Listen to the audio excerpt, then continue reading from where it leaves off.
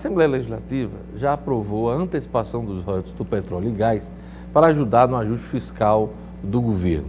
Mas ainda há muita coisa para ser analisada e votada pelos deputados estaduais.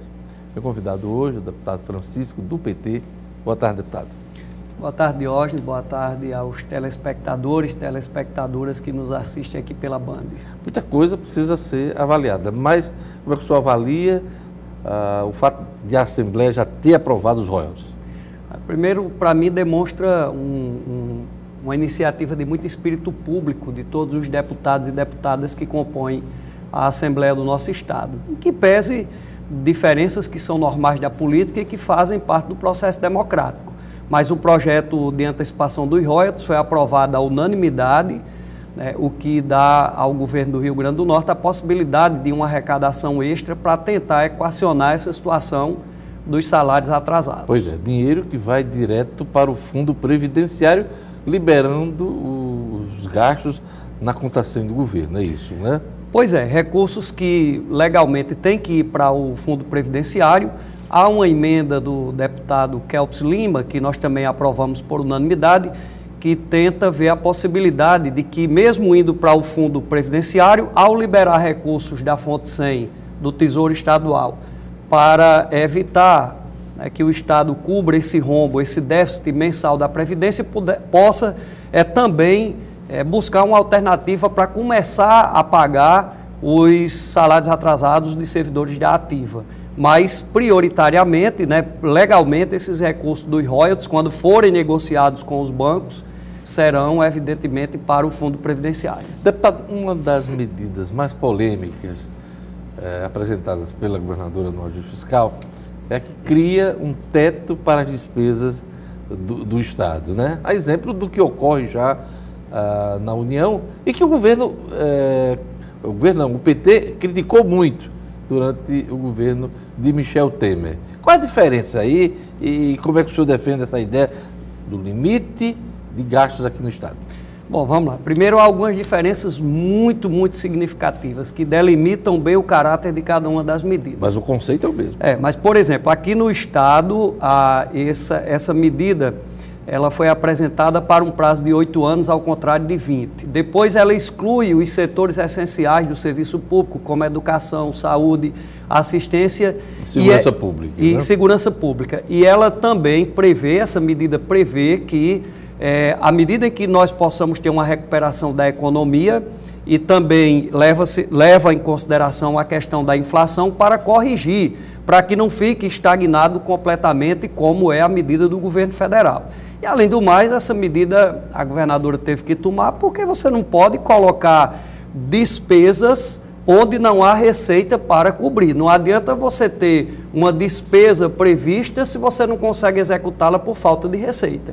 Mas há uma diferença muito grande naquilo que diz respeito à sensibilidade da governadora Fátima de preservar as áreas essenciais dos serviços que são prestados à população. Mas o conceito é o mesmo. Precisa limitar gastos. Uma coisa é você estar na oposição a qualquer governo. Uma coisa é você estar com responsabilidade de ser gestor. A diferença, Diógenes, é que nós observamos que a medida tomada pelo governo federal, e essa é uma diferença muito significativa, é claro que do ponto de vista conceitualmente, qualquer gestor que tenha responsabilidade tem que equilibrar a receita e despesa. O senhor fez isso em parelha, né? Procurei fazer durante todos os anos do meu mandato. Como nos 2 últimos anos nós vivemos uma crise sem precedentes do ponto de vista da arrecadação fiscal e dos repasses para os municípios, infelizmente a maioria dos prefeitos que governaram na minha época não tiveram como equacionar essas contas, né? Outras medidas, tem a questão da autorização para negociar com qualquer banco, inclusive a questão dos royalties, a folha também dos servidores. O que mais? O que é que está previsto aí e o que, na sua avaliação, vai ser mais complicado?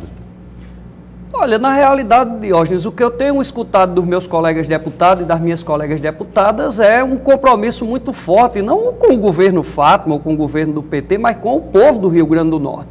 Então há alguns questionamentos que são normais do debate político, mas eu acredito que essas matérias não terão dificuldade para serem aprovadas na Assembleia. É isso que nós temos sentido na Casa, embora existam opiniões no sentido de que essas medidas poderiam ser aprimoradas, poderiam ser de outra natureza, mas eu acredito que o que está tramitando na Assembleia haverá de ter, pelo que eu tenho observado, o apoio daquela casa. A disposição é de colaborar, né? Sem dúvida. Agora, na sua avaliação, o que é mais importante nesse ajuste fiscal apresentado?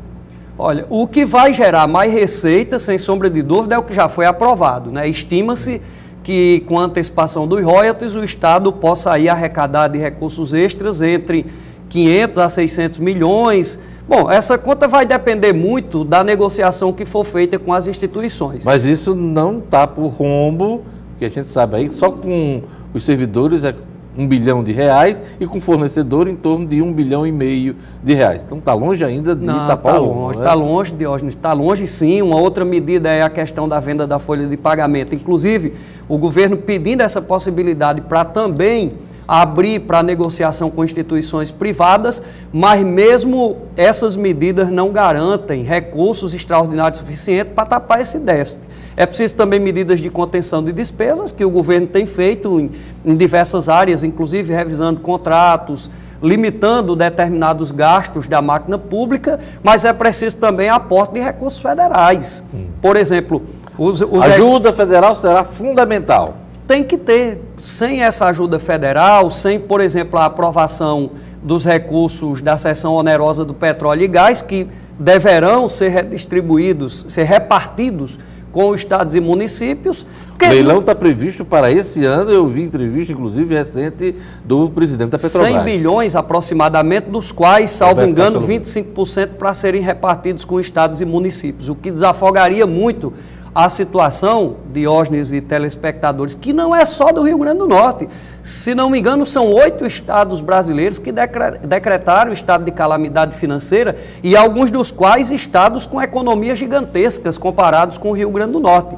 Então tem que ter a ajuda do governo federal. Sem ela fica difícil equacionar essa conta. O Rio de Janeiro, em crise financeira e política, conseguiu o regime de recuperação fiscal. Aliás, foi feito sob medida para o Estado do Rio de Janeiro. O senhor ainda acredita que o governo federal vá se entender com os estados e oferecer um regime especial para quem não tem tanta dívida, por exemplo, financeira, como é o caso do Rio Grande do Norte? É porque, na verdade, veja que situação nós temos no nosso estado. O estado do Rio Grande do Norte não tem muito o que negociar com o governo federal e com instituições financeiras, dado o tamanho dessa nossa dívida. Mas por quê? Porque os governos fizeram uma opção equivocada no passado. Quem financia o estado do Rio Grande do Norte são os servidores públicos e os fornecedores. Olha que coisa absurda, Diógenes. E essa dívida é de médio e curto prazo. Pois é, e você pegar um servidor público que precisa do salário para poder sobreviver e colocá-lo para pagar a conta do Estado, o déficit do Estado. Deu no que deu. Deu no que deu, e aí eu acredito que o governo federal deverá ter essa sensibilidade. A governadora Fátima nos disse que a conversa que teve com o ministro da Economia, Paulo Guedes, foi muito positiva e ela está muito otimista. Afinal de contas, não é o governo do PSL contra o governo do PT, né, versus o governo do PT. É o Estado brasileiro e o Estado do Rio Grande do Norte. É o povo do Rio Grande do Norte é o povo brasileiro. Falar um pouquinho, o senhor falou em Paulo Guedes, eu me lembrei agora, a questão da Previdência, proposta foi apresentada pelo governo federal, já começam as reações, e ontem o senhor realizou uma audiência pública na Assembleia para discutir a aposentadoria rural. O que é que saiu da discussão? Diógenes, em janeiro, dia 18, é difícil eu esquecer porque foi a data do meu aniversário. Parabéns. O governo, obrigado. O governo editou a medida provisória 871, né, que está em vigor. Está vigorando e vai ser analisada pelo Congresso Nacional. Isso. Bom, o pretexto da medida é combater fraudes. Em sã consciência, ninguém é contra o combate de fraude, né? Agora, o problema é que essa medida provisória traz embutido uma série de maldades, especialmente contra o trabalhador e a trabalhadora rural, criando dificuldades, inclusive para que o movimento sindical rural possa conceder, atestar a condição de trabalhador ou trabalhadora rural, criando condições para que o trabalhador, por exemplo, rural, quando tem seu benefício cessado, tenha 10 dias para recorrer. Muitas vezes esse trabalhador ou trabalhadora precisa de exames de saúde, de procedimentos médicos, e infelizmente ele não tem condição de que isso seja garantido. Então, na verdade, o que nós temos observado é que essa medida já era uma prévia da reforma da Previdência que foi apresentada pelo governo federal, uma reforma machista, porque iguala a idade de homens e mulheres, não levando em consideração as especificidades. 65 anos, né? E no campo 60, homens e 60 mulheres também. Além do mais, essa medida provisória, ela tenta colocar para a sociedade brasileira que há fraudes na Previdência do trabalhador rural, nas aposentadorias especiais rurais por causa dos sindicatos, o que é uma maldade tentar dizer que o movimento sindical rural é fraudador de benefício previdenciário. Então isso é algo que nós não podemos concordar, Diógenes. Há um debate entre nós que é preciso rediscutir sim a Previdência. Agora nós não podemos aceitar que a conta seja debitada apenas no colo do trabalhador e da trabalhadora urbano ou rural. A reforma da Previdência, só para encerrar, tem previsão aí também de endurecimento para outras categorias da sociedade.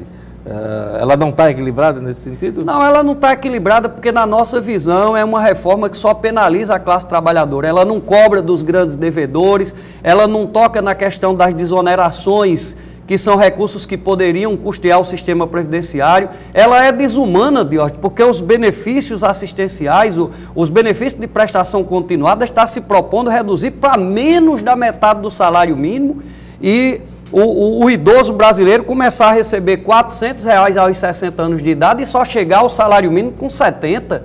Isso é desumano.